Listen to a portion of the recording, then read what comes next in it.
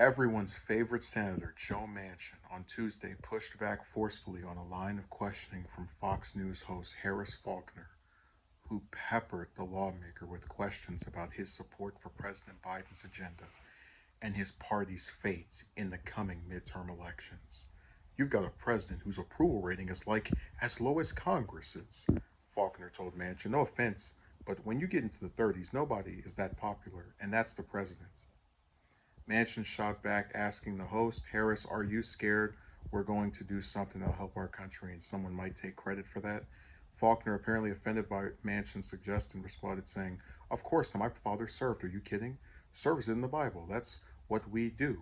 We serve our fellow men and women, she continued. That's exactly what I'm doing. Exactly it, the moderate Democratic senator interjected. Of course, don't make this personal because it's not, Faulkner said. I'm simply asking that you've got a president who can't really help anybody in the campaign trail with the numbers he's rocking right now.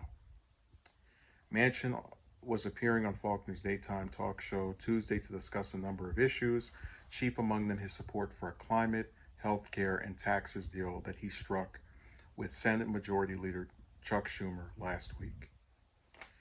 So, this isn't that complex of a story. You could actually argue it's a little bit of a weird exchange between some goofy people. Faulkner is,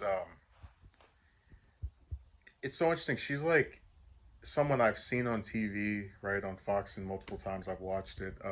In fact, actually, one time when I watched Fox with my father, he complimented her eyes. And I've always found that amusing because that was about either the same year or a year after she sued or tried to sue Hasbro for making some kind of like toy that had the same name as her and tried to say it was defamation because they used the same name. Um, so that's the full extent of my memories. But I think she wasn't in the wrong to point out what she did about Biden. This is a guy, or a president, I should say, a lawmaker, whatever you want to call him, who has an approval rating that's terrible, 30%, or in the 30s, I should say. And he's really not the person you want to associate with, in my opinion, if you're trying to win more seats in the House and Senate, because Republicans are going to say, you want to join in Manchin's, they're going to say his socialist agenda, but a lot of voters are seeing that he's not really doing anything.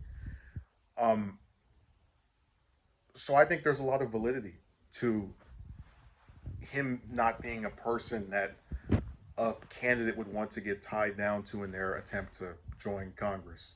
But what I do think is probably going to stop the Republicans from getting all the seats is, the Roe v. Wade thing energized people.